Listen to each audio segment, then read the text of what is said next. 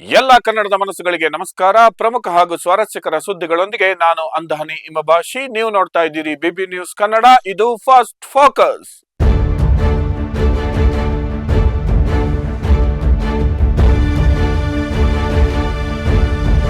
ಮೊದಲಿಗೆ first focus ಸುದ್ದಿಯ ಮುಖ್ಯಾಂಶಗಳು. ಬ್ಯಾನರ್ ಗಲಾಟೆಗಳ ಬೆನ್ನಲ್ಲೇ ಎಚ್ಚೆತ್ತ ಸರ್ಕಾರ.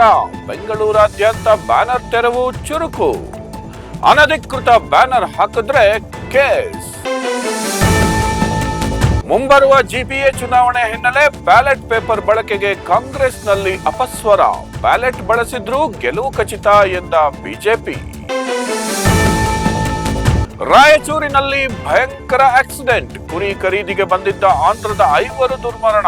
ಸಿಂಧನೂರು ಪೊಲೀಸರು ಸ್ಥಳಕ್ಕೆ ಭೇಟಿ ನೀಡಿ ಪರಿಶೀಲನೆ.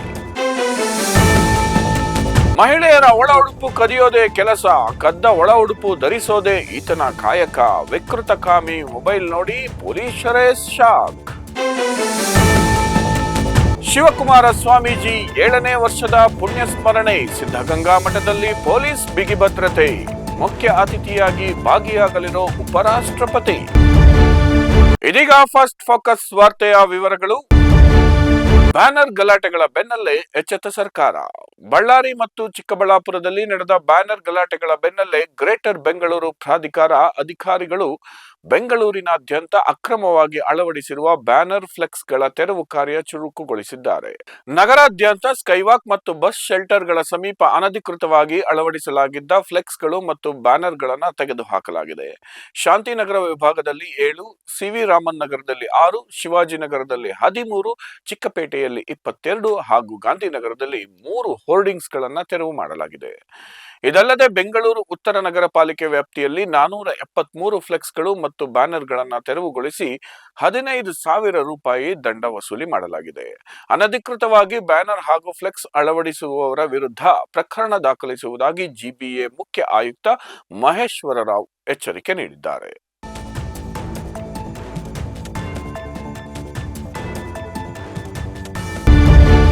ಬ್ಯಾಲೆಟ್ ಪೇಪರ್ ಬಳಕೆಗೆ ಕಾಂಗ್ರೆಸ್ ಅಪಸ್ವರ. ಗ್ರೇಟರ್ ಬೆಂಗಳೂರು ಅಥಾರಿಟಿ ಚುನಾವಣೆಗೆ ರಾಜ್ಯ ಚುನಾವಣಾ ಆಯೋಗ ಬ್ಯಾಲೆಟ್ ಪೇಪರ್ ಬಳಸಲು ನಿರ್ಧರಿಸಿದೆ. ಆದರೆ ಆಡಳಿತಾರೂಢ ಕಾಂಗ್ರೆಸ್ನಲ್ಲೇ ಇವಿಎಂ ಪರ ಹಾಗೂ ಬ್ಯಾಲೆಟ್ ಪೇಪರ್ ಪರ ಅಭಿಪ್ರಾಯಗಳು ವ್ಯಕ್ತವಾಗಿವೆ. ಬಿಜೆಪಿ ನಾಯಕರು ಬ್ಯಾಲೆಟ್ ಪೇಪರ್ ಬಳಸಿದರೂ ತಮ್ಮ ಗೆಲುವು ಖಚಿತ ಎಂದಿದ್ದಾರೆ. ಸುಪ್ರೀಂ ಕೋರ್ಟ್ ಸೂಚನೆ ಬೆನ್ನಲ್ಲೇ ಜಿಬಿಎ ಚುನಾವಣೆಯ ತಯಾರಿ ಬಿರುಸಿನಿಂದ ಸಾಗಿದೆ. ಜಿಬಿಎ ಚುನಾವಣೆಗಾಗಿ ರಾಜ್ಯ ಚುನಾವಣಾ ಆಯೋಗ ತಯಾರಿ ಮಾಡಿಕೊಳ್ಳುತ್ತಿದೆ. ಈ ಬಾರಿ ಬ್ಯಾಲೆಟ್ ಪೇಪರ್ ಮೂಲಕ ಚುನಾವಣೆ ಮಾಡಲು ಆಯೋಗ ನಿರ್ಧಾರ ಮಾಡಿದೆ. ಆದರೆ ಆಡಳಿತಾರೂಢ ಕಾಂಗ್ರೆಸ್ನಲ್ಲೇ ಅಪಸ್ವರ ಎದ್ದಿದೆ. ಬೆಂಗಳೂರಿನಲ್ಲಿ ಮಾತನಾಡಿದ ಕಾಂಗ್ರೆಸ್ ನಾಯಕ ಡಿಕೆ ಸುರೇಶ್, ನಾವು ಈಗಾಗಲೇ ಒಂದು ಹೆಜ್ಜೆ ಮುಂದೆ ಹೋಗಿದ್ದೇವೆ, ಮತ್ತೆ ಬ್ಯಾಲೆಟ್ ಪೇಪರ್ ತರುವುದು ಬೇಡ ಎಂದಿದ್ದಾರೆ.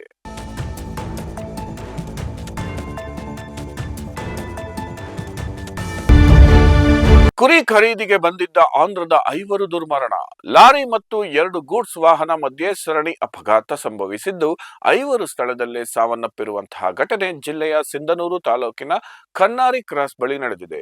ಆಂಧ್ರ ಮೂಲದ 45 ವರ್ಷದ ಸಣ್ಣ ಯಲ್ಲಪ್ಪ, 25 ವರ್ಷದ ಹರಿ, 12 ವರ್ಷದ ರಂಗನಾಥ, 40 ವರ್ಷದ ಬಸವರಾಜ್ ಹಾಗೂ ಟಾಟಾ ಏಸ್ ವಾಹನದ ಚಾಲಕ ಮೃತರು. ಭೀಕರ ಅಪಘಾತದಲ್ಲಿ ಕೆಲ ಕುರಿಗಳು ಕೂಡ ಸಾವನ್ನಪ್ಪಿವೆ. ಸಿಂಧನೂರು ಗ್ರಾಮಾಂತರ ಪೊಲೀಸರು ಸ್ಥಳಕ್ಕೆ ಭೇಟಿ ನೀಡಿ ಪರಿಶೀಲನೆ ನಡೆಸಿದ್ದಾರೆ.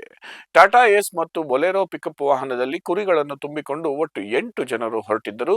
ಬಳ್ಳಾರಿಯಿಂದ ಸಿಂಧನೂರು ಕಡೆಗೆ ಕುರಿ ತುಂಬಿಕೊಂಡು ಒಂದರ ಹಿಂದೆ ಒಂದರಂತೆ 2 ವಾಹನ ಹೊರಟಿದ್ದವು. ಅತಿ ವೇಗದಲ್ಲಿದ್ದ ಹಿನ್ನೆಲೆ ನಿಯಂತ್ರಣ ತಪ್ಪಿ 2 ವಾಹನಗಳಿಗೆ ಲಾರಿ ಡಿಕ್ಕಿ ಹೊಡೆದ ಪರಿಣಾಮ ಟಾಟಾ ಏಸ್ ವಾಹನದಲ್ಲಿದ್ದ 5 ಸ್ಥಳದಲ್ಲೇ ಮೃತಪಟ್ಟಿದ್ದಾರೆ.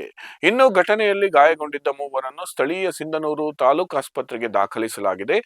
ಭೀಕರ ಅಪಘಾತದಲ್ಲಿ ಕೆಲ ಕುರಿಗಳು ಕೂಡ ಸಾವನ್ನಪ್ಪಿವೆ.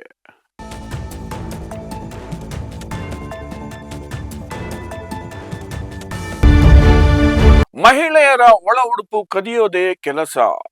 ಮನೆಗಳಿಗೆ ನುಗ್ಗಿ ಚಿನ್ನಾಭರಣ, ಹಣ ಹಾಗೂ ಬೆಲೆ ಬಾಳುವ ವಸ್ತುಗಳನ್ನ ಕದಿಯೋ ಕಳ್ಳರ ಬಗ್ಗೆ ನಾವೆಲ್ಲ ಕೇಳಿರ್ತೀವಿ.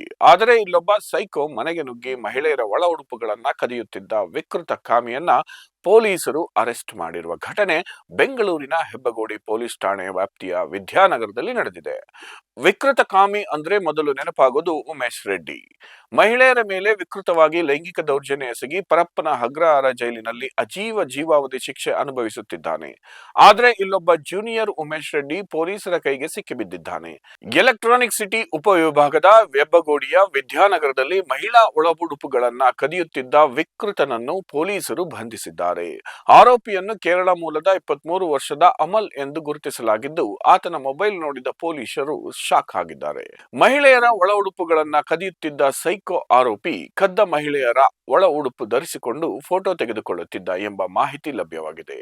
ರಾತ್ರಿ ವೇಳೆ ಮನೆಗಳಿಗೆ ನುಗ್ಗಿ ಮಹಿಳೆಯರ ಒಳ ಉಡುಪುಗಳನ್ನ ಕದಿಯುತ್ತಿದ್ದ ಆರೋಪಿ ಅಮಲ್ ಓಡಾಟದ ದೃಶ್ಯ ಸಿಸಿಟಿವಿ ಕ್ಯಾಮೆರಾದಲ್ಲಿ ಸೆರೆಯಾಗಿದ್ದು, ಸಿಸಿಟಿವಿಯ ದೃಶ್ಯ ಆಧರಿಸಿ ಹೆಬ್ಬಗೋಡಿ ಪೊಲೀಸರು ಆತನನ್ನ ಬಂಧಿಸಿದ್ದಾರೆ.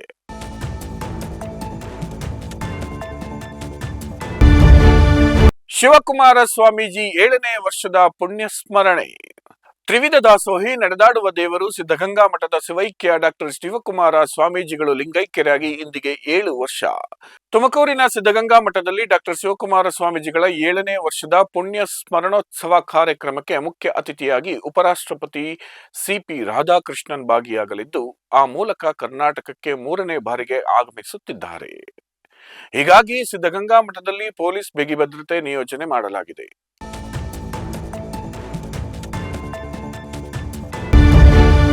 ಇದಾಗಿತ್ತು ಈ ಕ್ಷಣದ ಫಸ್ಟ್ ಫೋಕಸ್. ನೈಜ ಹಾಗೂ ತಾಜಾ ಸುದ್ದಿ, ಪ್ರಾಮಾಣಿಕ ವರದಿ, ನಿಷ್ಠುರ ವಿಶ್ಲೇಷಣೆಗಳಿಗಾಗಿ ಸದಾ ಗಮನಿಸಿ ಬಿಬಿ ನ್ಯೂಸ್ ಕನ್ನಡ. ಇದು ಕನ್ನಡಿಗರ ಪ್ರತಿಧ್ವನಿ.